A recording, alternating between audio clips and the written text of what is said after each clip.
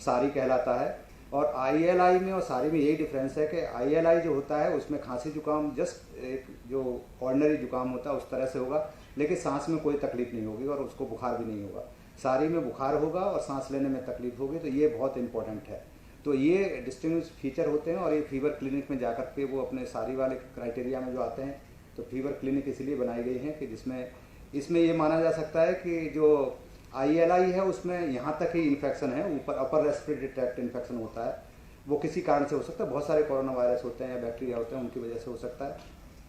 सारी का मतलब ये है कि लोअर रेस्पिरेटरी ट्रैक्ट में इन्फेक्शन पहुँच गया, मीन्स लंग्स में जो ये गला होता है उसके नीचे इन्फेक्शन पहुँच गया, तो नेचुरली फिर उसकी पैथोजेनेसिस अलग हो जाती है। तो पैथोलॉजी की वजह से फिर लंग्स में जो कॉम्प्लिकेशंस जो होती हैं जिसमें कोरोना करता है कि थ्रोम्बोसिस हो जाती है, माइक्रो एम्बोलाई हो जाते हैं, और वो जो उस तरह से एक एक्सरे में भी चेंज आते हैं और CT में स्कैन में चेंज आ जाते हैं, means pneumonia kind of common भाषा में समझ सकते हैं कि निमोनिया टाइप के जो सिम्टम्स शुरू हो जाते हैं तो उसको सारी कहते हैं। इसीलिए उसको नाम सीवियर एक्यूट, मीन्स सीवियर का मतलब हिंदी में पता नहीं, फीवर नहीं, सीवियर का पता नहीं, चलिए सीवियर कह देते हैं, सीवियर है जो भी है, तो इसलिए ओके। सो अब तक मुझे एतराज नहीं है, बट फैसला वो आप लोग का है कि आप ऐसा करना चाहते हैं कि अंत में अपनी बात पूछना चाहते हैं। Just take that. सो इस प्रेजेंटेशन में जितना भी डेटा हमने यूज किया हुआ है वो 31 जुलाई तक का डेटा है। कल हमने उसको तैयार किया था, आज आपके सामने रख रहे हैं। थोड़ा बहुत एक दिन के कारण जो फर्क है वो उसमें होगा।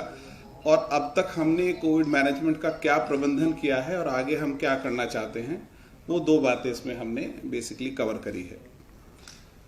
जो कोविड मैनेजमेंट का जो काम होता है उसके बेसिकली दो पहलू हैं। एक कंटेजियन का स्प्रेड को रोकना, और दूसरा अगर किसी को इन्फेक्शन हो ही जाए तो ये इंश्योर करना कि उसका इलाज हो जाए और कोई जान इस कारण से ना जाए। तो दो उद्देश्यों पे काम होता है, स्प्रेड को रोकें और अगर हो जाए तो हम उसका इलाज कर सकें।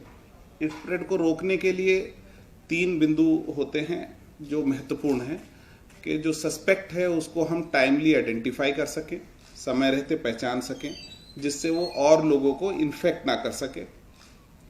जो सस्पेक्ट है हम उनकी क्वारंटाइन कर सकें, और साथ में एक पॉइंट जो डेथ रोकने के लिए और प्रिवेंशन रोकने के लिए ज़रूरी है कि हम उसको टाइमली उसकी टेस्टिंग कर सकें। हमारा 4 महीने का अनुभव ये कहता है कि अगर जो केसेस को हम समय रहते पहचान पाते हैं उसमें उनके सर्वाइवल के चांसेस लगभग 100% होते हैं, और अगर केस लेट होता है तो उसको मैनेज करने में डॉक्टर्स को दिक्कत आती है। और साथ में मृत्यु रोकने के लिए 3 स्तरीय हमारी इलाज की व्यवस्था है। कोविड केयर सेंटर, DCHC और DCH, 3 लेवल के उसके इलाज की व्यवस्था। तो अब तक हमारे कुल मिला के जो कोविड मैनेजमेंट के एफर्ट्स हैं उसकी समरी, उसका सार इस स्लाइड में है। इसको करने के लिए हमने अब